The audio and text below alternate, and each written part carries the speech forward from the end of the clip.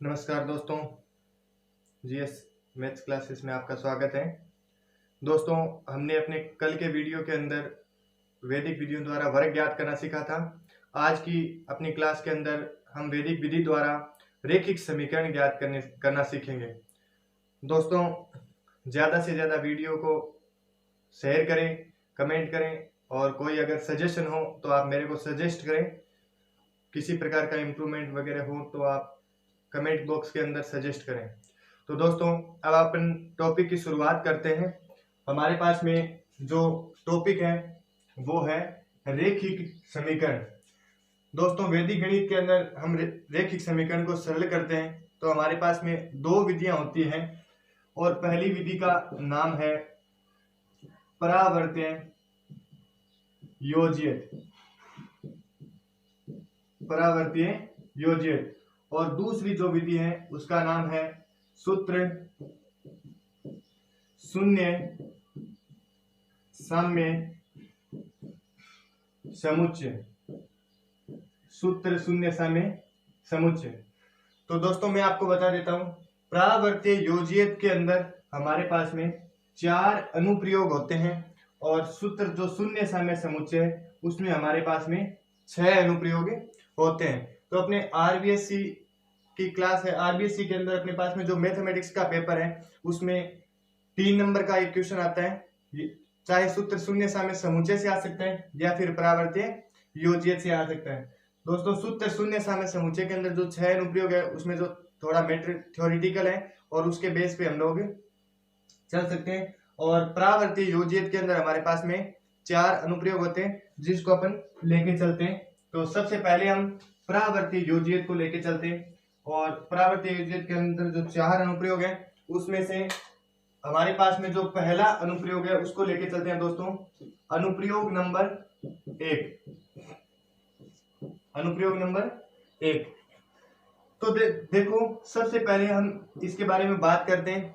जैसे जो दोस्तों रेखिक समीकरण है, यदि हमारे पास में कोई रेखिक समीकरण इस रूप में होना चाहिए जैसे x प्लस ए x प्लस बी और बराबर x प्लस सी और ब्रैकेट x प्लस डी।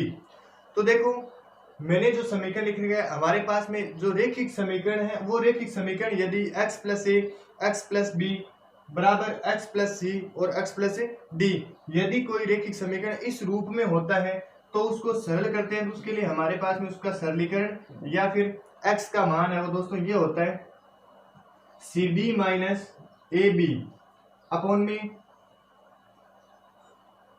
ए प्लस बी माइनस सी और माइनस डी। तो देखो, हमारे पास में यदि x प्लस ए x प्लस बी और बराबर x प्लस सी x प्लस डी इस प्रकार या फिर इस रूप में यदि कोई समीकरण होता है तो उसका सरलीकरण करने के लिए उस x का जो मान है वो हमारे पास में ये होता है C D minus A B upon में ए प्लस बी और माइनस सी माइनस डी। तो जैसे दोस्तों, मैं इस प्रकार का कोई एक एग्जांपल लेके चलता हूं। मेरे पास में यदि कोई समीकरण है x plus 2 x plus 3 equal x plus 4 और x प्लस 5। तो देखो, हम यदि इस समीकरण को सरल करते हैं तो देख रहे हैं कि ये जो समीकरण है वो ऊपर दिए गए रूप के अंदर आ रहा है। यदि x प्लस ए x प्लस बी, तो देखो दोस्तों, x प्लस ए x प्लस बी बराबर x प्लस सी और x प्लस डी इस रूप में आ रहे हैं। तो अगर हम इसको सरल करेंगे तो पहले अपन ये थ्योरी में यहाँ लिखेंगे कि दिया गया समीकरण इस रूप में है, अतः x बराबर क्या होगा दोस्तों, तो ये जो सूत्र है उसके अंदर से अपन देख रहे हैं जैसे ये C D minus A B बट्टा में आएगा A plus B minus C minus D. तो देखो दोस्तों, सी ए बी सी डी के मान रखने के लिए हम लोग यहाँ से देख रहे हैं कि x प्लस ए, तो a का मान हमारे पास में कितना आ रहा है 2, उसके बाद में जो b है उसका मान हमारे पास में आ रहा है 3, c का मान दोस्तों 4 है और d का मान हमारे पास में आ रहा है 5। तो इसको सरल करने के लिए हम जो ए बी सी डी के वैल्यू है वो इस फॉर्मूले के अंदर पुट करते हैं। पुट करेंगे तो c का वैल्यू हमारे पास में कितना है दोस्तों 4, तो 4 इंटू डी का मान है अपने पास में 5 माइनस ए का 2 और बी का मान है 3। उसके बाद में बट्टा के अंदर a प्लस बी, तो 2 प्लस 3 माइनस सी का मान दोस्तों 4 और डी का है 5। उसके बाद में हम इसको सरल करते हैं। तो हम जानते हैं कि बोर्डमास नियम से पहले डिवाइड होता है, लेकिन डिवाइड अपने पास में है नहीं, तो इसके अंदर अपन मल्टीप्लाई, उसके बाद में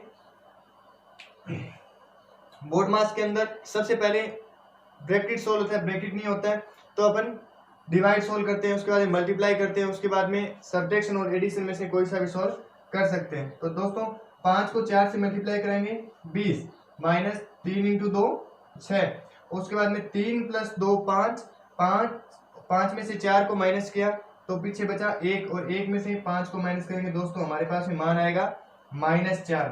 उसके बाद में इसको आगे सरल करते हैं, 20 में से 6 को माइनस किया तो हमारे पास में वैल्यू आएगा 14 और बट्टा में कितना है -4। और उसके बाद में इसका फाइनल जो सॉल्यूशन है वो होगा 2 की टेबल से इनको काट देते हैं तो -7/2। तो दोस्तों ये जो पहली विधि थी, पहला जो इसका अनुप्रयोग था, इसके अंदर हमने क्या सीखा, x का मान निकालना रैखिक समीकरण का प्रावर्ती योजित के प्रथम अनुप्रयोग से। उसके बाद में दोस्तों हमारे पास में जो अनुप्रयोग है वो है सेकंड नंबर। सेकंड अनुप्रयोग की हम बात करते हैं तो हमारे पास में जो यदि कोई रैखिक समीकरण है वो इस रूप में होना चाहिए, जैसे ax plus B equal cx plus D. तो देख रहे हैं कि ये एक रैखिक समीकरण है और रैखिक समीकरण है, तो इस प्रकार का यदि कोई रूप हो तो उसको जब हम सरल करते हैं तो हमारे पास में x का जो मान है वो ये आएगा d माइनस बी बट्टा a माइनस सी। दोस्तों मैं आपको बता देता हूं कि यदि ये रैखिक समीकरण है तो इस रूप का होना चाहिए ax प्लस बी बराबर cx प्लस डी। और यदि इस रूप में ये कोई समीकरण होता है तो इसको सरल करने के लिए हम ये फॉर्मूला लगाते हैं कि d माइनस बी बट्टा a माइनस सी। तो जैसे इस प्रकार का मैं कोई एक एग्जांपल लेता हूं दोस्तों, जैसे 2x माइनस 3 और बराबर 4x प्लस 2, 4x प्लस 3 ले लेता हूं। तो दोस्तों ये एक समीकरण है, इसको यदि हम देखते हैं तो देखो ये इस रूप में है ax प्लस बी बराबर cx प्लस डी। तो दोस्तों जैसे मैंने यहाँ माइनस ले रखा था, इसको हम सरल करने के लिए ऐसा लिख सकते हैं 2x प्लस करके इसको छोटे कोष्ठक के अंदर बंद कर सकते हैं और इक्वल में हमारे पास में कितना है 4x प्लस 3। तो ये यदि समीकरण ax प्लस बी बराबर cx प्लस डी के रूप में, तो इसको सरल करेंगे तो हमारे पास में दोस्तों x का मान आएगा d माइनस बी बट्टा a माइनस सी।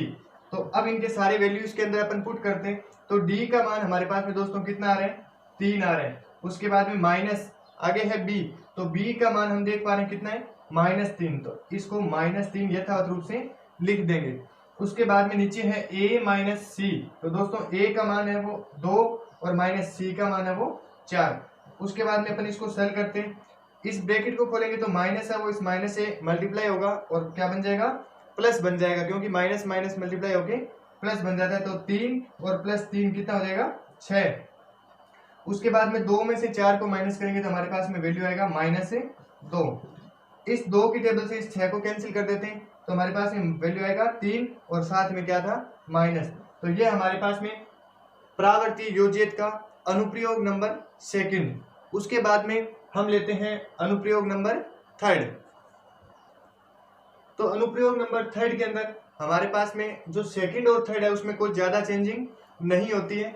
जो सेकंड अनुप्रयोग था उसका एक थोड़ा सा आगे का पार्ट होता है, जैसे यदि कोई अनुप्रयोग है वो हमारे पास में ऐसा होना चाहिए, यदि कोई रैखिक समीकरण है वो इस रूप में हो कि ax प्लस बी और इसमें बट्टा में एक नई चीज आ जाती है वो है p।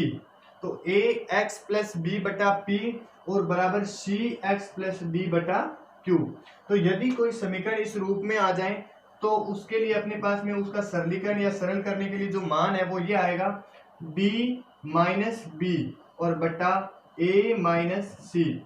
अब देखो दोस्तों ये जो सेकंड पार्ट था, जो सेकंड अनुप्रयोग था उसका ये आंसर था, लेकिन इसमें हमने देखा कि दो चीजें नई जुड़ गई p और q, तो इसके लिए ये थोड़ा मान नया जुड़ जाता है और वो हो जाएगा dp माइनस bq और अपॉन में aq और माइनस ए सी पी। तो दोस्तों ये देख पा रहे हैं कि दूसरा अनुप्रयोग और तीसरे अनुप्रयोग में इतना ही चेंजिंग है कि पी और क्यू है वो नए आ जाते हैं। जैसे मैं कोई समीकरण लेके चलता हूँ, और जैसे कोई समीकरण अपने पास में 2x + 3 बटा 4 बराबर 3x + 4 बटा 5। तो जैसा हम देख पा रहे हैं कि ये जो समीकरण ले रखा है मैंने, रैखिक समीकरण, ये इस रूप में आया हुआ है 2x + 3 बटा 4 और बराबर 3x + 4 बटा 5। तो इसको जब हम सरल करेंगे तो x बराबर, ये इसका आंसर क्या होगा, bp - bq बटा aq माइनस cp। तो मैं सीधा इसमें मान पुट कर रहा हूं। तो यहाँ पर हम देख पा रहे हैं कि जैसे मैं पहले यहाँ पे लिख देता हूँ दोस्तों, a का वैल्यू देखो, a का वैल्यू कितना आएगा 2, उसके बाद में b का वैल्यू 3, c का वैल्यू 3, d का वैल्यू 4 और p और q के वैल्यू कितने कितने क्रम से, p का वैल्यू 4 आएगा और q का वैल्यू आएगा दोस्तों 5। तो अब यहाँ पर अपने पास में जो x है उस x के मान निकालने के लिए हम लोग इस फॉर्मूले के अंदर अपन वैल्यू पुट करेंगे। तो देखो dp की जगह, तो d का मान मेरे पास में कितना है 4 इंटू p का मान भी कितना है दोस्तों 4, dp माइनस में आएगा bq, तो b का 3 और q का है 5 बट्टा में क्या आएगा aq, तो aq का मान रखेंगे तो 2 इंटू q का मान 5 और माइनस में है cp, c का वैल्यू है दोस्तों 3 और p का वैल्यू है 4। उसके बाद में हम लोग इसको सरल कर डालते हैं तो अपने पास में वैल्यू क्या आएगा, देखो 4 इंटू 4 अपने पास में आएगा 16, माइनस 5 को 3 से गुणा कराएंगे 15 और बट्टा में 5 को 2 से गुणा कराया 10, माइनस 4 को 3 से गुणा कराया 12। उसके बाद में दोस्तों इसको आगे सरल करेंगे, 16 में से 15 को माइनस करेंगे, हमारे पास में वैल्यू आया 1 और 10 में से 12 को माइनस करेंगे तो कितना आएगा माइनस का 2, जो कि इसका फाइनल सॉल्यूशन आ जाएगा। तो हमारे पास में इस समीकरण का जो मान है वो हमारे पास में आएगा माइनस का 1/2। उसके बाद में दोस्तों देखते हैं, उसके बाद में हमारे पास में जो अनुप्रयोग नंबर 4 है, 4 के लिए क्या होता है, यदि कोई समीकरण है वो किस रूप में होना चाहिए, यदि कोई समीकरण है वो m बट्टा x प्लस a और प्लस में आता है n बट्टा x प्लस b और बराबर क्या होना चाहिए 0 होना चाहिए। तो देखते हैं दोस्तों, m बट्टा x plus a plus n बट्टा x प्लस b बराबर यदि क्या हो 0 हो तो इस प्रकार के समीकरण को सरल करते हैं। तो उसके लिए मान क्या आता है x का, इसका मान आता है nb प्लस में na और बट्टा में आएगा m प्लस n। लेकिन दोस्तों इसके ब्रैकेट के बाहर क्या आता है माइनस आता है। जैसे मैं कोई एक समीकरण लेके चलता हूं, कोई एक रैखिक समीकरण लेते हैं अपन लोग एग्जाम्पल।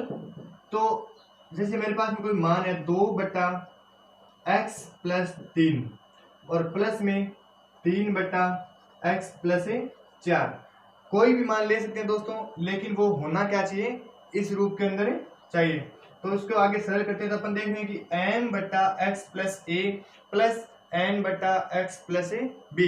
अब दोस्तों यहाँ पर प्लस की जगह माइनस भी हो सकता है, लेकिन यदि माइनस होगा तो हम उस समीकरण को स्टैंडर्ड फॉर्म में कन्वर्ट करने के लिए यहाँ पे तो प्लस करेंगे, लेकिन उस माइनस को अपन इस वैल्यू के साथ में ले सकते हैं। तो यहाँ पर अपन देख पा रहे हैं कि जब हम इसका सॉल्यूशन करेंगे तो देख रहे हैं कि जो समीकरण है वो m बटा x plus a plus n बटा x प्लस b के रूप में। तो यदि ये है तो इसके लिए पहले मैं इनके मान लिख लेता हूँ। तो जैसा कि हम देख रहे हैं कि m का मान कितना है दोस्तों 2 है, m upon x plus a। तो देख रहे हैं कि a का मान 3 होगा और n का मान भी 3 होगा और b का मान दोस्तों कितना है 4 है। तो अब हम इस फॉर्मूले के अंदर वैल्यू पुट करेंगे तो x बराबर, जैसे हमारे पास में मान है mb प्लस na और बट्टा में आएगा m प्लस n। तो अब हम इसके अंदर जब मान रखेंगे तो हमारे पास में देखो आना क्या है m का मान मैंने आपको निकाल के दिया 2 इंटू b का मान कितना है 4 प्लस में n का मान दोस्तों 3 और a का मान 3 और उसके बाद में m प्लस n यानी 2 प्लस 3। अब मैंने सारे के सारे इसके अंदर वैल्यू पुट कर दिए और वैल्यू पुट करने के बाद में इसको क्या करना होता है सरल करना होता है। 4 इंटू 2 8 प्लस 3 इंटू 2 3 इंटू 3 9। तो 8 और 9 को ऐड करेंगे तो हमारे पास में आएगा 17 और 3 प्लस 2 कितना होता है 5। तो हमारे पास में दोस्तों इसका फाइनल जो आंसर है वो x बराबर कितना आया, -17/5। तो ये जो प्रावर्तीय विधि थी, इस प्रावर्तीय के हमारे पास में 4 अनुप्रयोग थे दोस्तों। चारों अनुप्रयोग है वो सॉल्व हो चुके हैं। उसके बाद में अपने पास में दूसरा जो मेथड था वो था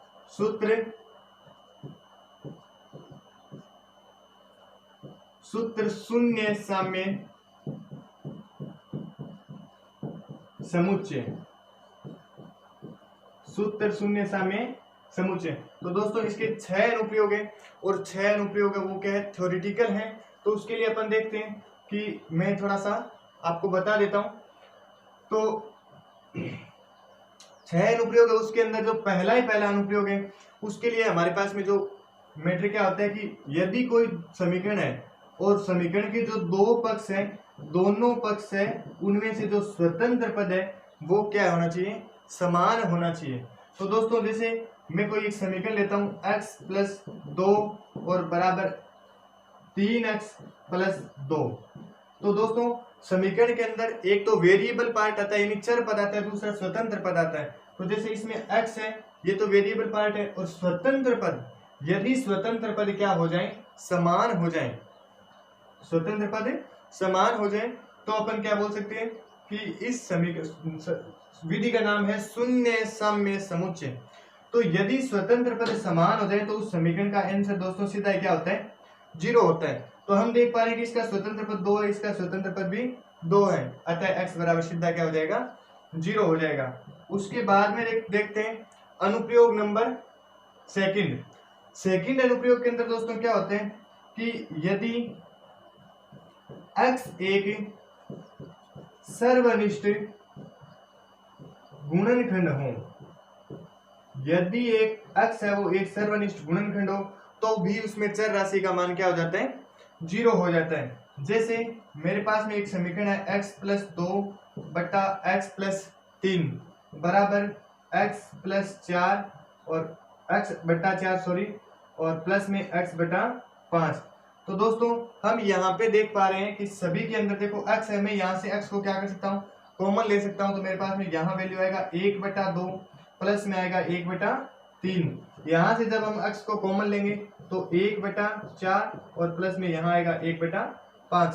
तो देख पा रहे हैं कि दोनों पदों के अंदर x है वो क्या है, एक सार्वनिष्ठ गुणनखंड है, और अगर x एक सार्वनिष्ठ गुणनखंड आता है तो इसमें भी चर राशि का मान दोस्तों क्या हो जाएगा, 0 हो जाएगा। अब देखते हैं आगे। उसके बाद में दोस्तों तीसरा जो अनुप्रयोग है वो हमारे पास में क्या होता है कि यदि कोई समीकरण होता है और उस समीकरण के अंदर अंश परस्पर समान हो, यदि अंश परस्पर समान होते हैं तो उनके हरों का योग जोड़ करके किसके बराबर लिख देते हैं, 0 के। जैसे मैं कोई एग्जांपल से समझाता हूँ। जैसे हमारे पास में कोई वैल्यू है 2/x + 3 और प्लस में 2/x + 4 बराबर क्या दोस्तों, 0। तो हम यहाँ पे देख पा रहे हैं कि दोनों जो समीकरण है, इस समीकरण के अंदर जो भिन्न दिए हुए हैं, इन दोनों भिन्नों के जो अंश है वो हमारे पास में कितने हैं, इसमें भी 2 है और इसमें भी 2 है। तो हम इसको जब सरल करते हैं तो हम यह लिखेंगे कि अंश परस्पर समान है, अंश परस्पर समान है, अतः हरों का योग किसके बराबर होगा दोस्तों, 0 के बराबर, क्योंकि जो विधि है उसका नाम है शून्य साम्य समुच्चय। तो हरों का योग 0 के बराबर होगा। तो हरों का योग है उसमें एक हर तो अपने पास में x + 3 है और दूसरा है x + 4, इन दोनों को जोड़ के किसके बराबर लिख देंगे, 0 के। तो दोस्तों x + x कितना होता है, 2x, और 4 + 3 कितना होगा, 7, बराबर कितना आएगा, 0। तो x बराबर इस 7 का पक्षांतर कराएंगे तो -7 और ये गुणा वाला 2 उसका पक्षांतर करेंगे तो बट्टे में चला जाएगा। तो हमारे पास में जो मान है वो x बराबर आएगा -7/2। उसके बाद में हमारे पास में जो इसका अनुप्रयोग है वो है 4 नंबर। तो 4 नंबर में क्या होता है दोस्तों, इसके लिए होता है कि यदि ये कौन सा पक्ष है, लेफ्ट हैंड साइड यानी वाम पक्ष, तो वाम पक्ष और दक्षिण पक्ष, वाम पक्ष के जो अंशों का योग है, अंशों का योग वो बराबर होना चाहिए किसके दोस्तों, दक्षिण पक्ष के अंशों के। यदि वाम पक्ष के अंशों का योग दक्षिण पक्ष के अंशों के योग के बराबर होता है तो उस योग को हम लोग क्या कर सकते हैं, शून्य के बराबर लिख सकते हैं। अंशों का योग करो तो हम देखते हैं कि इसमें अंशों का योग, वाम पक्ष के अंशों का योग और दक्षिण पक्ष के अंशों का योग, वो वाम पक्ष के हरों व दक्षिण पक्ष के हरों के योग के क्या होना चाहिए, बराबर होना चाहिए। तो मैं इसमें देख पा रहा हूं कि अंशों का जो योग है वो दोस्तों कितना आएगा, जैसे 2x प्लस 4x कितना होता है 6x और 5 प्लस 3 कितना होता है 8। और इसी प्रकार हम क्या करते हैं, वाम पक्ष और दक्षिण पक्ष के हरों का क्या करते हैं दोस्तों, योग करते हैं। तो हरों का योग करेंगे तो 3x प्लस 3x कितना आएगा 6x और 4 प्लस 4 कितना आएगा 8। तो देख पा रहे हैं कि दोनों योग वो क्या आ रहे हैं, बराबर आ रहे हैं। अतः अपन इस योग को किसके बराबर लिखेंगे, 0 के बराबर। तो 6x प्लस 8 बराबर क्या आएगा 0, जिससे x बराबर आएगा प्लस के 8 का पक्षांतर करेंगे -8 और बटा में 6 और वैल्यू आ जाएगा -4/3। उसके बाद में दोस्तों अपने पास में अनुप्रयोग नंबर जो 5 है वो है अंतर का। जैसे अभी जो चौथा अनुप्रयोग था उसमें हम वाम पक्ष और दक्षिण पक्ष के क्या करते हैं, अंशों का योग करते हैं और फिर उनके हरों का योग करते हैं और यदि वो बराबर आता है। अब यदि हम देख पा रहे हैं कि यदि योग बराबर नहीं आता है तो हम उनका अंश में से हर को माइनस करते हैं और इसमें भी अंश में से हर को माइनस करेंगे और माइनस करेंगे तो वो अंतर आपस में यदि क्या आ जाए, बराबर आ जाता है तो उस अंतर को किसके बराबर ले लेंगे दोस्तों, शून्य के बराबर, और उसे हमारे अपने पास में जो x का जो वैल्यू वो प्राप्त हो जाएगा। तो पांचवा जो अनुप्रयोग है वो चौथे अनुप्रयोग की तरह है, केवल उसमें प्लस की जगह क्या करना होता है, माइनस करना होता है। अब उसके बाद में दोस्तों जो लास्ट एंड फाइनल अपने पास में अनुप्रयोग नंबर 6 है। तो जैसे ये हमारे पास में क्या होते हैं, वाम पक्ष यानी लेफ्ट हैंड साइड, और दूसरा जो अपने पास में वो होता है दक्षिण पक्ष यानी राइट हैंड साइड। तो यदि हम वाम पक्ष और दक्षिण पक्ष के लिए देखते हैं कि जैसे अपने पास में 1/x प्लस 1 प्लस में 1/x प्लस 2 बराबर 1/x प्लस 3 और प्लस 1/x प्लस 4। तो हम देख पा रहे हैं दोस्तों कि दोनों जो पक्ष हैं उनमें अंश परस्पर क्या आ रहे हैं, समान आ रहे हैं। और हम देख रहे हैं कि यदि दोनों पक्षों के अंश परस्पर समान आते हैं और समान आते हैं तो इसके अंश जो हर है इनको अपन जोड़ के किसके बराबर लिख सकते हैं, 0 के, और इधर वाले के भी अंशों को जोड़ के किसके बराबर, हरों को जोड़ के किसके बराबर लिख सकते हैं, 0 के। तो जैसे हम देख पा रहे हैं, हम यदि इसका सॉल्यूशन करते हैं तो हम देखते हैं कि अंश दोनों पक्षों के अंश परस्पर समान है। अतः वाम पक्ष के हरों का योग, वाम पक्ष के हरों का योग क्या होगा, 0 होगा। तो वाम पक्ष के हरों का योग करते हैं दोस्तों, x प्लस 1 और प्लस में x प्लस 2 बराबर क्या लेके चलेंगे, 0। x प्लस x कितना होता है 2x और 2 और 1 कितना हुआ 3 बराबर क्या आएगा 0, जिससे x बराबर कितना आ जाएगा दोस्तों -3/2। एक सॉल्यूशन इसका ये आ जाएगा और दूसरा जो सॉल्यूशन है वो हम किस में लिखेंगे, दक्षिण पक्ष के हरों का योग करेंगे और दक्षिण पक्ष के हरों को जोड़ करके किसके बराबर लिख देंगे, 0 के, जिससे हमारे पास में इसका जो दूसरा मान है वो प्राप्त हो जाएगा। तो दोस्तों वैदिक गणित का जो अपने पास में टॉपिक है वो कंप्लीट हो चुका है। हालांकि इसमें कुछ एक चीज और है लेकिन थोड़ा लेंथी होने की वजह से हम जो इम्पोर्टेंट चीज थी वो लगभग कर चुके हैं। बाकी अपन कल नया टॉपिक स्टार्ट करेंगे। और ज्यादा से ज्यादा दोस्तों वीडियो अगर पसंद आए तो सब्सक्राइब करें चैनल को और ज्यादा से ज्यादा शेयर करें। धन्यवाद।